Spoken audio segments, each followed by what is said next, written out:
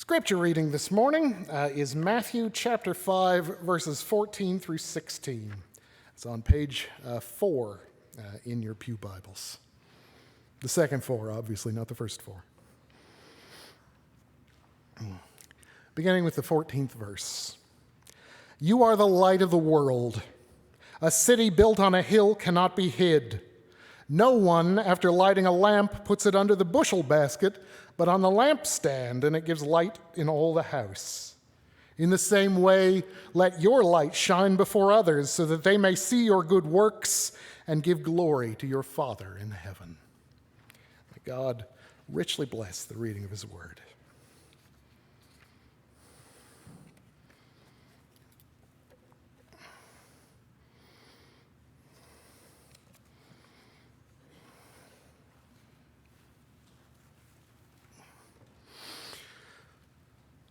I probably don't have to remind you of the somewhat more famous time when Jesus says, I am the light of the world, over in John's Gospel. And that comes kind of at the end, part of Jesus' farewell address to the apostles before his crucifixion, just some hours before the Sanhedrin sends thugs to seize him in the garden. But here in Matthew, in the bit we read this morning, Jesus says, you are the light of the world. And he says it early, tucked in with the things that he said during the Sermon on the Mount at the very beginning of his ministry. If we're paying attention, there are lots of places throughout the Gospels where Jesus says effectively, I am X, and so are you. But it's usually the other way around. Jesus defines himself and then tells us it's our job to be part of that too. This time, it goes the other way. You are the light of the world, and I am too. Church, this world is in darkness. I don't mean by that things are worse now than they have ever been. We live in a dangerous, violent, uncertain world, but understand that it has always been dangerous and violent and uncertain. How changes from moment to moment, but the basics seem to hold more or less true. What I mean is that this is a world ruled by fear, by the primal sense of the fear of the unknown, the thing that our fear of the dark has always been about. Even the things people usually call hope in the world as we know it are just some variation on, boy, I hope this specific one of my momentary fears will be overcome. Whether that's an existential fear, a fear rooted in the end of our own existence, like the kind you get when you get the kind of diagnosis you can't unhear, or when the job that you've poured time and sweat and tears and years into unexpectedly and suddenly comes to an end, or whether it's any of a billion more cloying little fears like dying alone or living a meaningless life or never finding a way out of whatever hole you've gotten stuck in or never escaping whatever the pattern is that you've picked up to self-medicate against those other fears or whatever else. We are so dominated by fear that even our sense of hope is small because of it, dwarfed by the size of the darkness. All around us are people who really believe the world will never get better than it presently is, that things can only ever get worse, filled with a cynicism and a nihilism shaped by the cruelty of this fallen world and the cruelty of a human race made similarly cynical and nihilistic. That people choose that as the prevailing philosophy of their lives is a symptom of how deeply ingrained it is in us emotionally. Right now, today, you know people whose lives are lived as though in darkness. People so weighed down by fears shaped like chronic pain or ongoing disease or by poverty or by debt or by past failures or the terrible gravity of some present failing, by any of 1,000 other terrible things, that they can't imagine a world that didn't feel like a concrete slab on top of them, slowly pressing them downward. They may be people you work with. They may be your neighbors. They may live in your own house. For all I know, they may be you. You know people who today can feel their fears turning into despair in the guts of them. They probably don't say that when you talk to them. That's not the way we make small talk usually. How you doing? I'm having a moment of existential dread. But it's true all the same. There is a great and terrible darkness in this world, and people all around us are getting lost in it all the time. Not because they're bad people and they made bad choices, but because it's dark and it's scary and it's hard to find your way out of it. You are the light to the world, he said. You are the light I have set in the darkness. You are a light to the nations. He ethne in the Greek, the people. You are a light to the people around you that I have set to help them find their way out of the dark. When we weren't those things, he came and showed us what it meant to shine, but he never took it back. Our job is still the same as it always was. Because the world needs hope, not hope the way we usually mean it, just an escape from this or that temporary fear, but real hope that transcends all temporary fears, that shines like a light in the darkness, so that even when our fears close in around us, we will not forget it. A hope that God wins in the end, that whatever our present suffering is, that it is not forever, that the kingdom marches forward, that tomorrow can and must be better than today.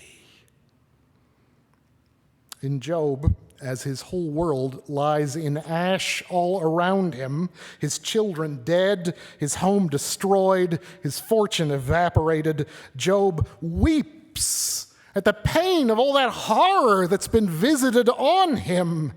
But in the same breath, he also declares, let this, not my lamenting all the terrible stuff in the world, but this part that I'm about to say, let this be chiseled into stone. Let melted lead be poured in to make those letters permanent and irremovable, because I know, he says, that my avenger lives.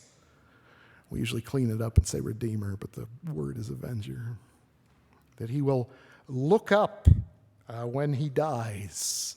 And if he could see it clearly as his body deteriorates away, he would see that God is and always has been on his side, fighting for him, fighting to make the world that felt like it had gone so wrong turn right again. His hope wasn't that the terrible misfortunes he had suffered would be reversed. His hope was not merely Job's happiness. I'm sure he wanted that, but that's not where his hope came from. His hope was that because God is, none of it could have been for nothing. That somehow God would make the world come out right in the end, even if it didn't come out right for Job, even if he died and wasted away. In fact, to really be hope, it had to be bigger than Job was.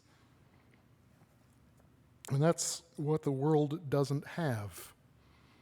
In a culture defined by the pursuit of happiness, where all truth is relative to its own convenience, there's nothing to hold on to.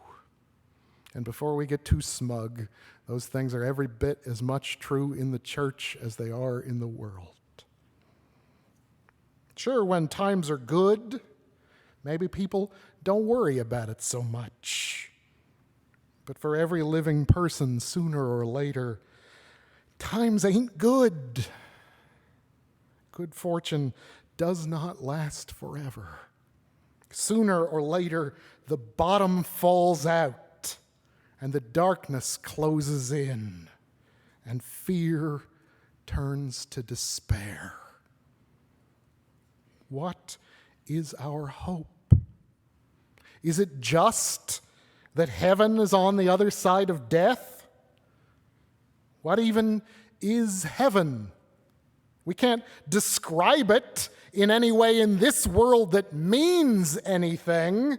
When we try, it's just meaningless pablum about niceness and magic, or repeating the same symbols the Bible uses, like streets of gold or rivers of life, that don't really mean anything when we take them out of their context and drop them down on their own.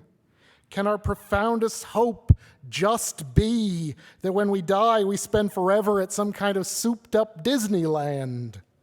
How do you explain that to the dying without sounding like a bridge salesman? That's too small. It's not big enough on its own. Is our hope merely that we will someday not suffer or hurt? What does that mean? None of us in this room have lived one day of our lives without feeling pain, whether it was physical or emotional. What does life without it and without the fear of it even look like? We don't know. Can all of this just be us dreaming of a magic cure-all? How do you describe that to someone in constant chronic pain and not sound like you're insane? If that's all we've got, it's too small. Our hope has to be infinitely bigger than that. And that means it has to be God, the I Am. Now, the rest of it is there, sure. The end of death, the banishment of all suffering, an eternity of justice and truth and righteousness poured out on us in an act of pure grace. Those are all there. I'm not saying they aren't. Please don't write to the bishop and say that I said they weren't there.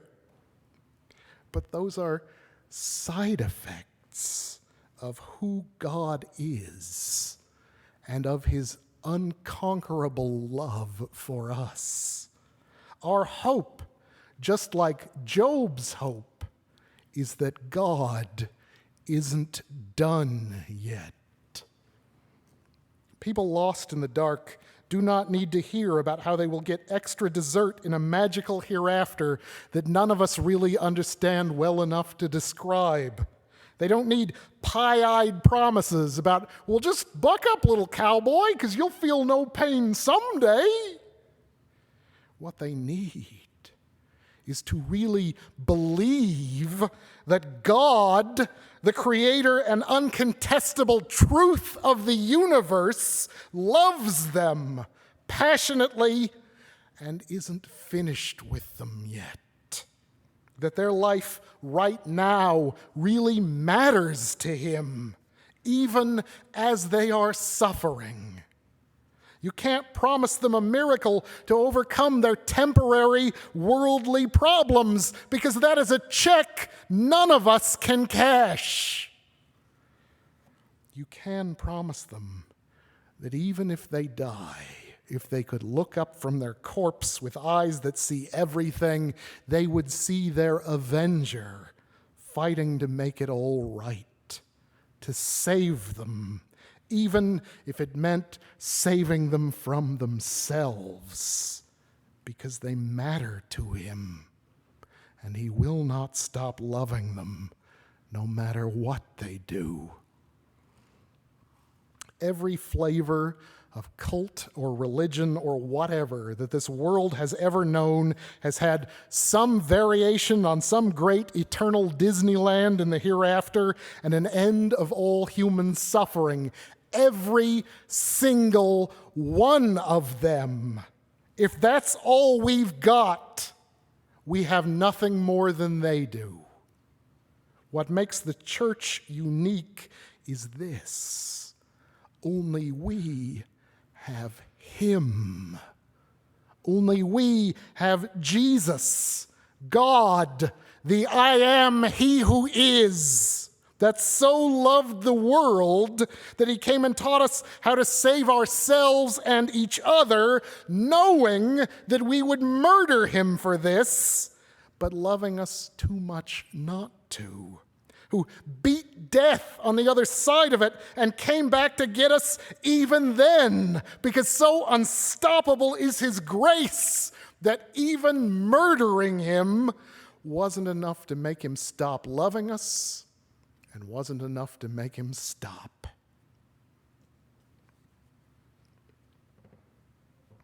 I was apparently real insecure about this because I wrote, "Don't misunderstand me. I'm not saying there's no glorious hereafter." I was real worried you would misunderstand me on this point. There is, he said so. I'm also not saying that all suffering doesn't cease on the other side of this thing. He said that too. Of course it's true. I am saying those things alone are too small to outshine all this darkness. They are too small a hope to lead a world lost in the dark back to the light. Only he is bright enough, and he told us specifically that he put us here to reflect that light to everyone. You are the light of the world. And he told us how to do it. It was what he did himself. He was the source of the light. We just have to live so that they can see him in us. Like that was more important than them seeing the us in us. That our lives might tell the people around us that we believe the same God who created everything loves with an infinite love and forgives with an infinite grace. That we believe that no matter how bad things may be, that he isn't finished yet. So we aren't going to give up either. We have to live like we really believe the best is yet to come, and that the sacrifices of the moment matter to how he makes it real. All those people all around you, dwelling in deep darkness, need hope. And you are the light of the world, he said.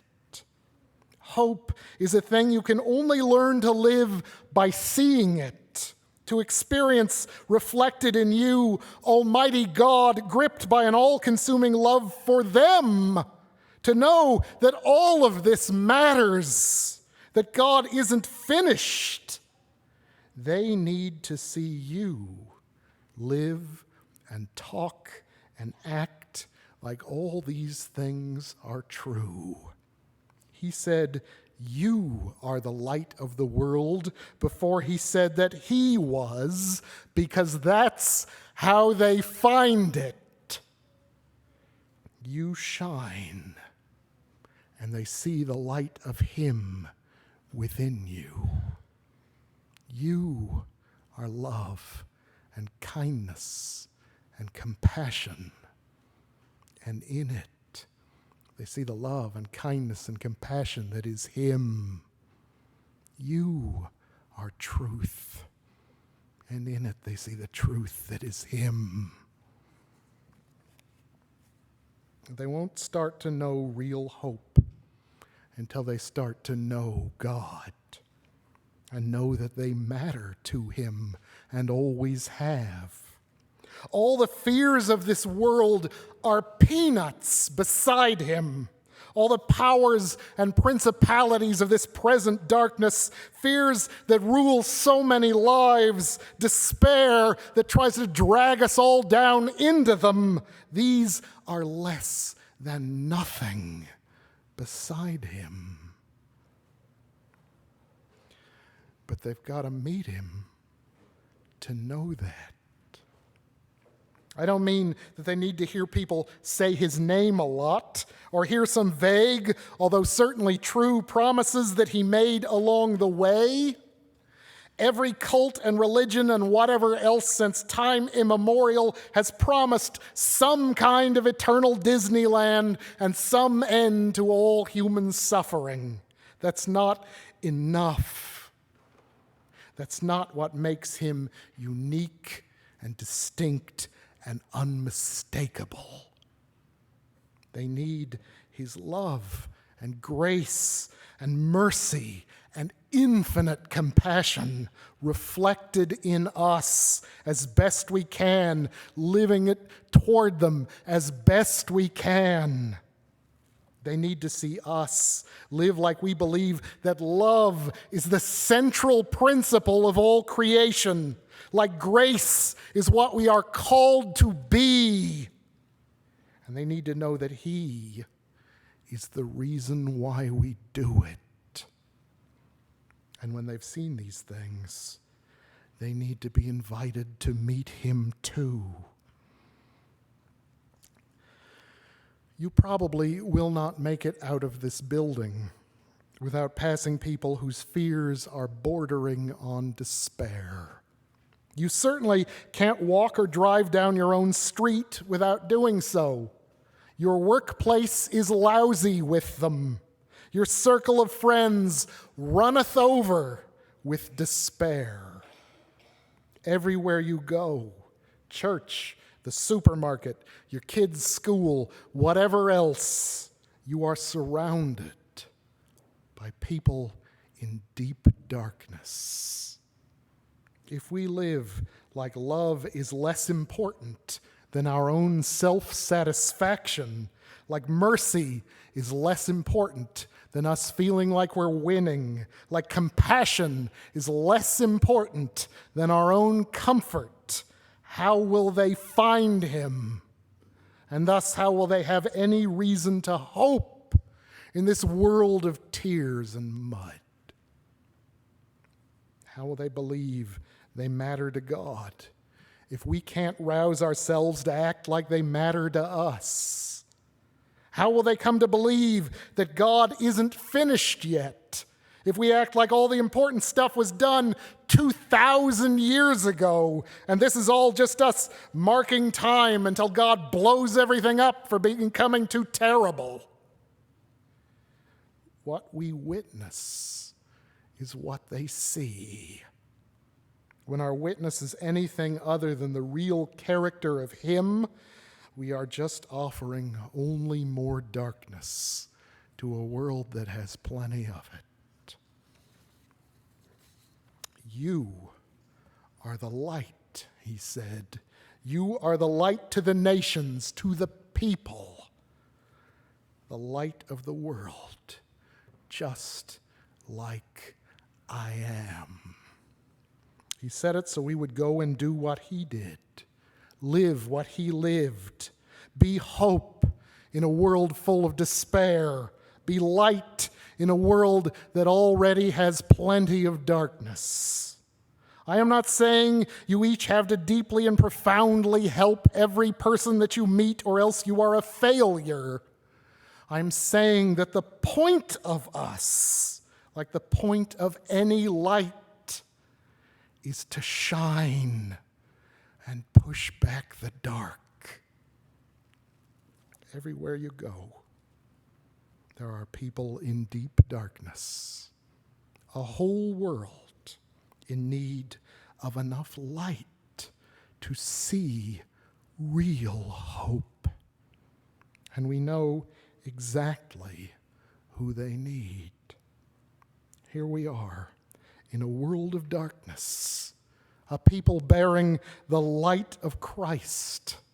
It's what all these passages about light and darkness mean. It's what we are for. What he told us again and again we were for. Shine so they can find their way home. I invite you to stand.